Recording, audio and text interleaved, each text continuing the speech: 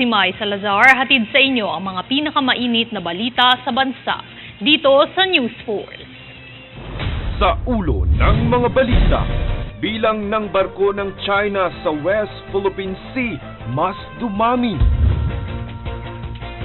Mga Pinoy sa Lebanon urong sulong sa pag-uwi sa gitna ng sagupaan ng Israel at Hezbollah. PBBM inatasan ng Kongreso na madaliin na ang pagsasabatas ng 2025 National Budget. Dismissed Mayor Alice Guo nakatakdang humarap sa isang executive session sa Senado. 41 party list pasok, higit 100 laglag sa pagtakbo sa 2025 polls. Ilang miyembro ng CTG sumuko sa Philippine Army ngayong 2024. Patas at pantay na balita, komprehensibong ulat para sa pulso ng masa. Ito ang News Force. Para sa unang balita, umabot na sa 251 mga barko ng China ang namataan sa West Philippine Sea. Ito ang kinumpirma ni Philippine Navy spokesperson for the West Philippine Sea, Rear Admiral Roy Vincent Trinidad. Kabilang dito ang 204 na Chinese maritime militia vessels, 28 na China Coast Guard, 16 na People's Liberation Army Navy at 3 research vessels. Paggigiit naman ni Trinidad, hindi ibig sabihin ng nasabing datos na ang China na ang may kontrol sa West Philippine Sea.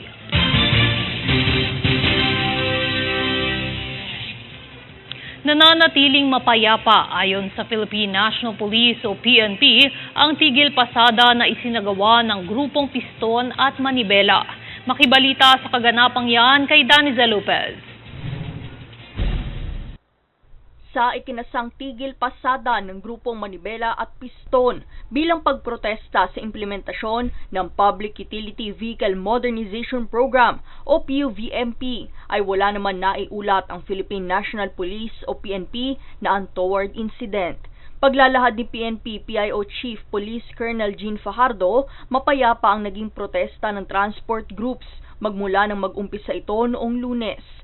Sa monitoring ng National Capital Region Police Office o NCRPO ay nasa 500 din ang lumahok sa tigil pasada kung saan nakaalerto rito ang kapulisan. Kalat din ang presensya ng pulis sa lungsod ng Quezon, Pasig, Pasay, Muntinlupa at Parañaque para bantayan ang lagay ng protesta kung saan naroon din ang mga tsuper at operator. Makikita naman na nanatili pa ring tutol ang grupong Manibela at Piston sa isinusulong na modernisasyon sa pampublikong sasakyan ng pamahalaan.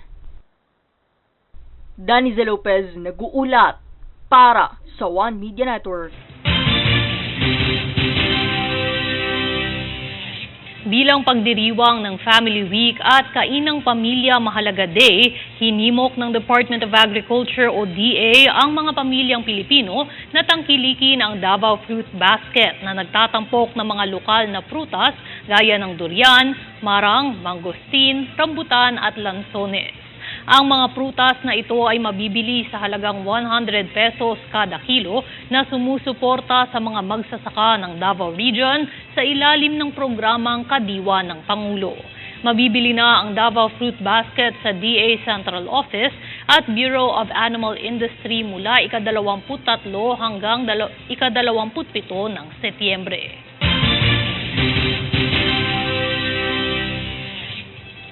Karamihan pa rin sa mga Pinoy ang mas pinipiling manatili sa Lebanon sa gitna ng tumitinding bakbakan ng Israel laban sa Hezbollah.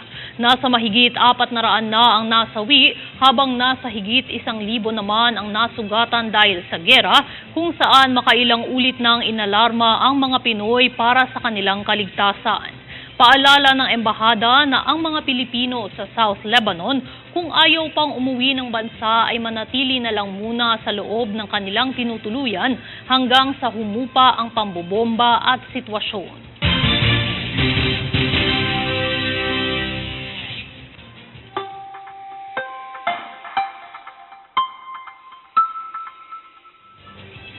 Sa Sa ating ulat panahon, tanging easterlies ang nagpapaulan sa kasalukuyan sa Timog Luzon at Visayas. Kaya naman asahan ang kalat-kalat na pag-ulan sa Quezon, Bicol Region at Eastern Visayas. Gayon din ang bahagyang pag-ulan na dulot naman ng localized thunderstorms sa Kamaynilaan at natitirang bahagi ng bansa.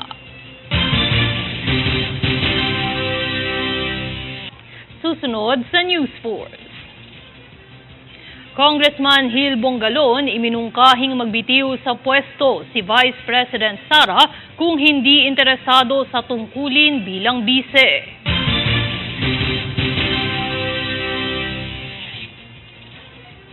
PNP-CIDG ipagpapatuloy ang investigasyon sa 24 na dating hepe ng PNP.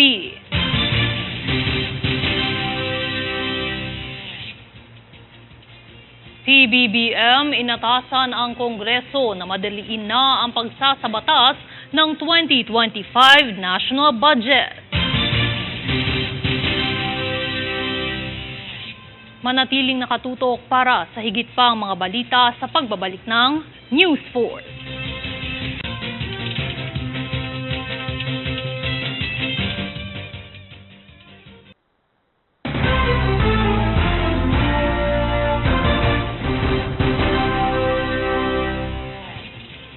Inatasan ni Pangulong Bongbong Marcos ang pagpapabilis ng pagsasabatas sa 2025 National Budget. Para sa detalye, narito si Jade Buhoy. Itinuring ni Pangulong Ferdinand Bongbong Marcos Jr. bilang urgent ang House Bill No. 10800 o ang Fiscal Year 2025 General Appropriations Bill. Bunsod nito, maaaring aprubahan ng House of Representatives ang 6.352 trillion peso pambansang budget sa ikalawa at ikatlong pagbasa sa parehong araw. Ayon naman kay Speaker Ferdinand Martin Romualdez, nakatuon ng Kamara na ipasa ang panukala bago ang maikling break ng Kongreso. Pahayag niya sa ilalim ng kanyang pamumuno, nagtulungan ang mga miyembro ng Kamara upang tiyakin ang pagpasa ng budget na maglilingkod sa kapakanan ng sambayanang Pilipino. Ang mabilis na pagpasa ng batas ay nagpapakita ng pagkakaisa at dedikasyon ng mga kinatawan. Paglilinaw niya, layunin ng Kongreso na matugunan ang mga pangunahing pangangailangan ng bansa sa pamamagitan ng maayos na paggastos ng pamahalaan. Jade Buhoy, nag-uulat para sa One Media Network.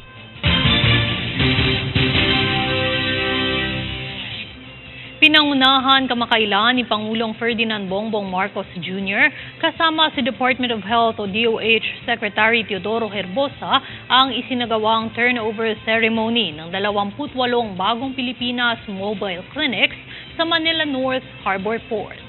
Ang mga mobile clinics ay nakatakdang ipamahagi sa 28 probinsya, kabilang ang mga rehiyon sa Zamboanga Peninsula, Northern Mindanao, Davao, Soc-Sargen, Caraga at Barm. Ayon sa DOH, magsisilbi ang mga ito bilang isang modernong solusyon para sa paghahatid ng pangunahing pangangalagang pangkalusugan sa mga lugar na higit na nangangailangan, lalo na sa malalayong lugar sa buong bansa.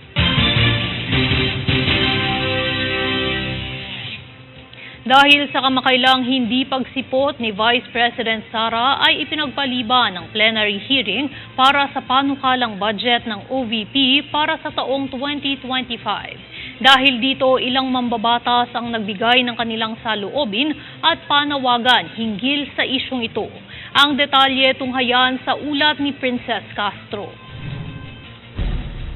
Alinsunod sa isyong hindi pagdalo ni Vice President Sara Duterte hinggil sa panukalang budget para sa taong 2025, mariing nananawagan ngayon ang mga mambabata sa bise na dumalo na sa plenaryo upang umusad at matapos na ang proseso ng budget ng Office of the Vice President. Bunsod nito ay ilan sa mga ipinunto ni Ako Bicol Party List Representative at Vice Chair ng House Appropriations Committee na si Gil Bongalon, na magbitiw na ang bise sa kaniyang pwesto kung hindi mapapanindigan ang kaniyang mga tungkulin at responsibilidad bilang pangalawang Pangulo. Bagamat nasabi ito ni Congressman Bongalon, tiniyak naman ng mga mambabatas na hindi umano totoo na napag-uusapan na ng mga miyembro ng Kamara ang impeachment ng bise.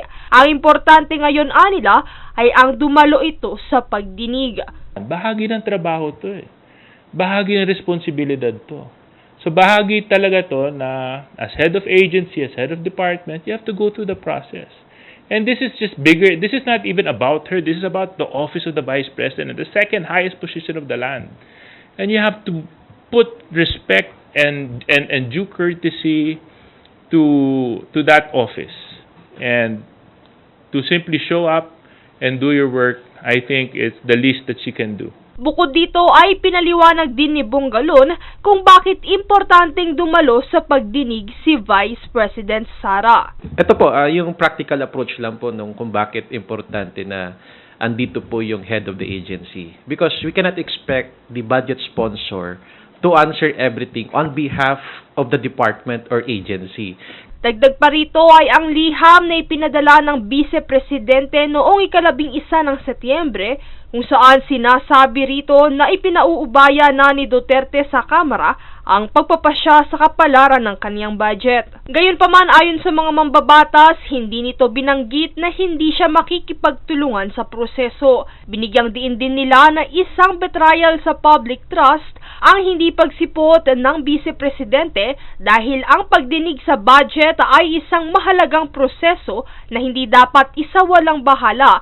Ito ay dahil kinabukasan at pera ng taong bayan ang nakasalalay. Kasabay nito ay sinagot din ng mga kongresista ang agam-agam na kaya hindi umano ito dumadalo sa budget hearing ay dahil umalis ito para magbakasyon at mag-beach.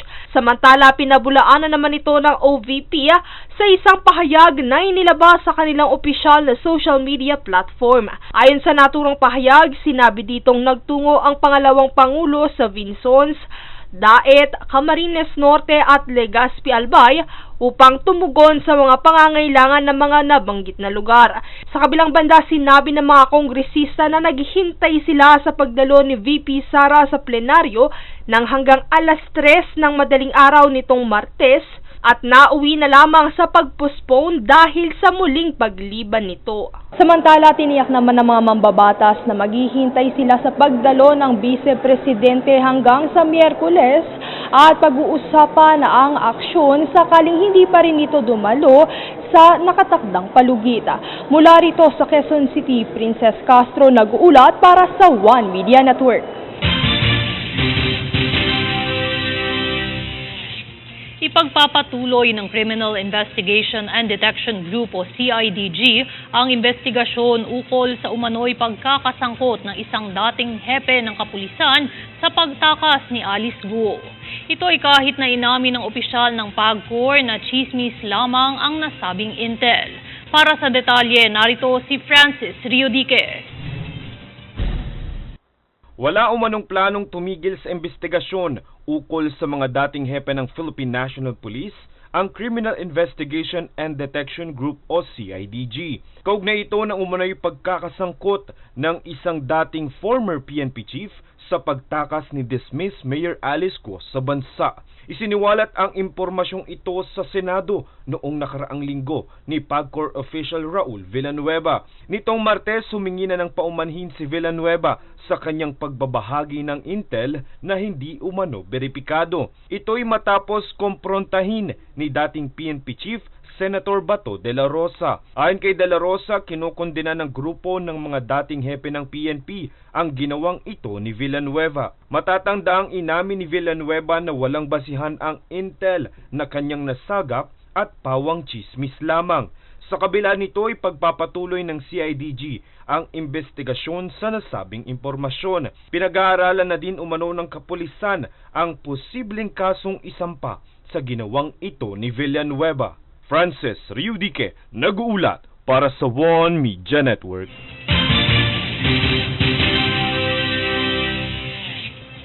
Muling haharap sa pagdinig sa Senado si dismissed Mayor Alice Go, ngunit sa isang executive session. Ito ay matapos na sabihin ni Go na handa siyang isiwalat ang mga malalaking personalidad na nasa likod ng iligal na operasyon ng Pogo sa bansa. Para sa detalye, narito si Francis Riodique. Muling humarap sa pagdinig sa Senado si dismissed Mayor Alice Go kahapon. Inakala ng lahat na ito na ang huling pagdalo ni Go, ngunit muling mapapalawak pa ang investigasyon kaugnay ng iligal na operasyon ng Pogo sa bansa. Ito ay dahil nakatakdang humarap si Go sa isang executive session kasama ang mga senador. Ipinangako kasi ni Go kahapon sa Senado na isisiwalat nito sa naturang session ang mga taong most guilty sa mga kriminalidad kaugnay ng Pogo. Takot umano siyang magbigay ng detalye sa public hearing. Paggigit pa niya, hindi siya ang mastermind ng mga operasyon nito. Aniya siya lamang ay isang biktima. Pinayagan ito ng panel at nagkaroon ng executive session kahapon, ngunit ilang minuto lamang ang itinagal nito dahil may susunod pa na sesyon ang mga senador. Pagsisiwalat ni Senator J.V. Ejercito, may mahalagang impormasyong nakuha ang mga senador mula kay Go. Nakatakdang ituloy ang nasabing executive session sa susunod na linggo. Francis Riodique, nag-uulat para sa One Media Network.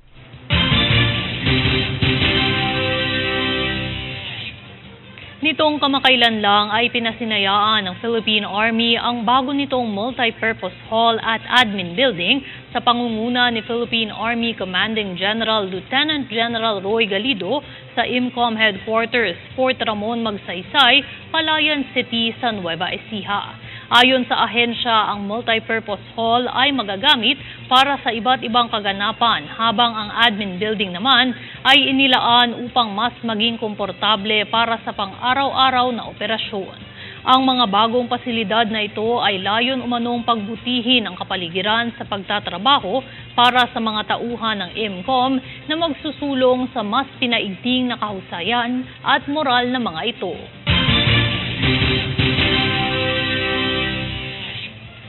Formal nang lumagda ng isang manifesto para sa magkatuwang na proyekto at suporta ang mga stakeholder sa itinatayong bagong bayaning mandirigma, Casualty and Cancer Care Center para sa AFP at kanilang mga benepisyaryo. Tunghaya ng ulat ni Princess Castro.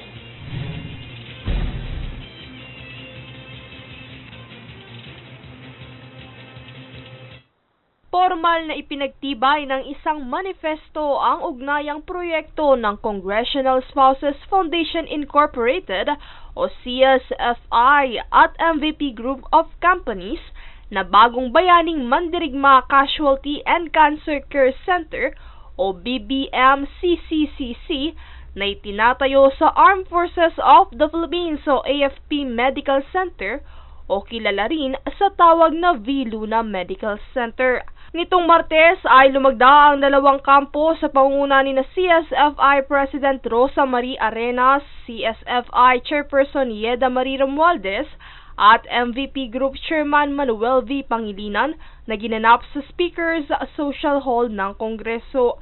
Kabilang din sa mga nagbigay ng suporta at lumagda sa proyektong ito ay sina Speaker Ferdinand Martin Romualdez, AFP Chief of Staff General Romeo Bronner Jr. at Makati Medical Center Foundation President Dr. Victor Gisbert. Ang naturang health center ay pinagsamang proyekto ng CSFI 19th Congress at ng MVP Group. Ito ay para kilalanin at pasalamatan ang kabayanihan ng mga sundalo ng AFP at maaaring mapakinabangan din ng kanilang pamilya at benepisyaryo. Samantala, inaasahan namang matatapos ang pagpapatayo ng BBM-CCCC bago matapos ang taon. Princess Castro, nag-uulat para sa One Media Network.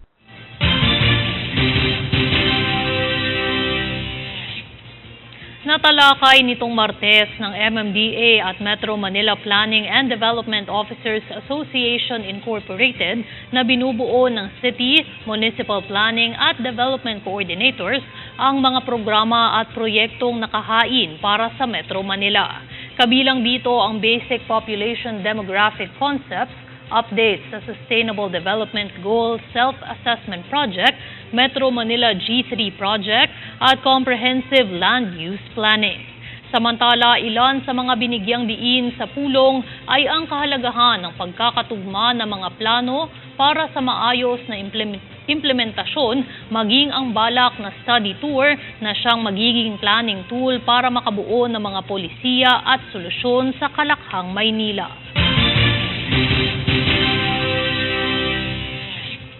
Susunod sa News Force. DOJ at grupong kababaihan tinugunan ang sexual na kalusugan ng mga bilanggong babae sa Davao.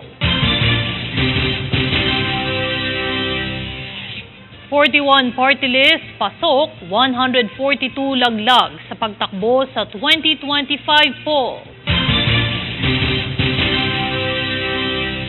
DSWD ipinamahagi na sa YDWs, tutors ang payout sa programang Tara Basa. Manatiling nakatutok para sa higit pang mga balita sa pagbabalik ng News Force.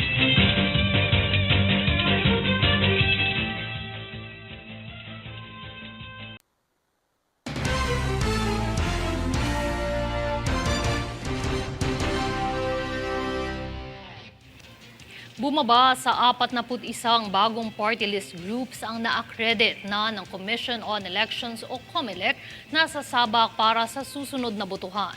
Dagdag rito na sa 142 namang party list ang bigong makasapi sa listahan ng mga partidong mangangampanya sa halalan. Tinanggihan ng COMELEC ang aplikasyon ng mga grupong ito dahil sa absence of bylaws, maling listahan ng mga miyembro, maling pagpirma, kahina-hinalang advokasya at mga pekeng dokumento. Ayon kay COMELEC Chair George Garcia, posible pa itong madagdagan sa kabila ng pagiging kampante ng ilang partido na makaligtas sa accreditation ng ahensya.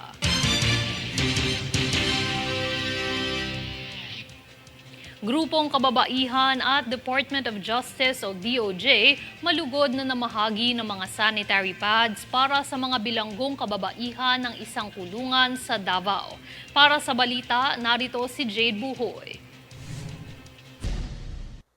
Ang non-profit organization na kababaihan ay nakipag-ugnayan sa Department of Justice o DOJ upang magbigay ng 2,500 sanitary pads sa Correctional Institution for Women sa Davao del Norte. Ang donasyong ito ay bahagi ng kampanya ng DOJ na Katarungan Caravan na naglalayong mapabuti ang kalusugan at dignidad ng mga babaeng bilanggo. Ayon kay DOJ Undersecretary Margarita Gutierrez, napapanahon ang donasyong ito dahil sa kakulangan ng mga produktong pangkalinisan sa mga bilangguan. Pinuri rin ni Undersecretary Gutierrez ang mga kababaihan sa kanilang pagsusumikap na magbigay ng suporta sa mga kababaihan sa iba't ibang sektor sa lipunan. Pahayag pa ni Gutierrez, layunin ng inisyatibo na bigyang diin ang kahalagahan sa edukasyon sa kalusugang pansekswal ng mga kababaihan. Jade Buhoy, nag-uulat para sa One Media Network.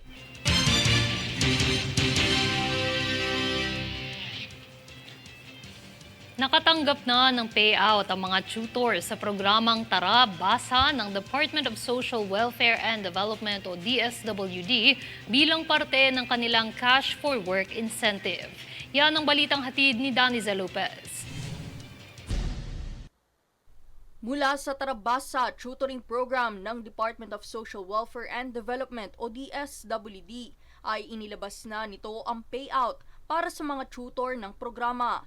Ang mga tutor ay kinabibilangan ng mga estudyanteng kasalukuyang nasa kolehiyo at mga youth development workers. Inumpisahan ang pamamahagi ng Cash for Work incentive sa National Capital Region NCR noong Lunes sa mahigit 3,000 college tutors, habang 500 college tutors naman sa pamantasan ng lungsod ng Valenzuela. Mahigit 2,000 youth development workers naman ang nakatanggap ng Cash for Work noong nakaraang linggo. Sa tutoring program ay isinasagawa ang reading session sa mga batang hindi makabasa at nahihirapang magbasa, kung saan kabilang din sa programang ito ang pagsasagawa ng nanay-tatay teacher sessions. Ang halaga ng kanilang matatanggap ay nakabatay sa Regional Daily Minimum Wage. Daniza Lopez, nag-uulat para sa One Media Network.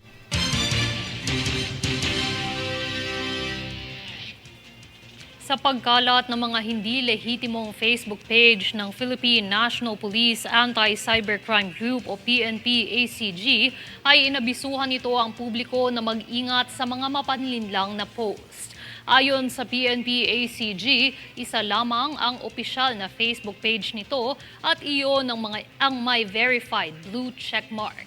Nananatili rin ang paalala nito sa publiko na magdoble ingat sa magiging transaksyon online at i-report ang mga nasabing pekeng account.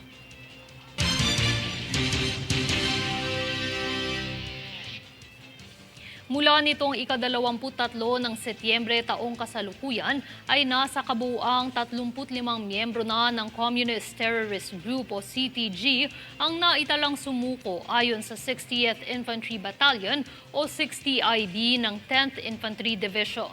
Ang mga sumuko ay mula sa mga lalawigan ng Davao del Norte, Davao de Oro at Agusan del Sur.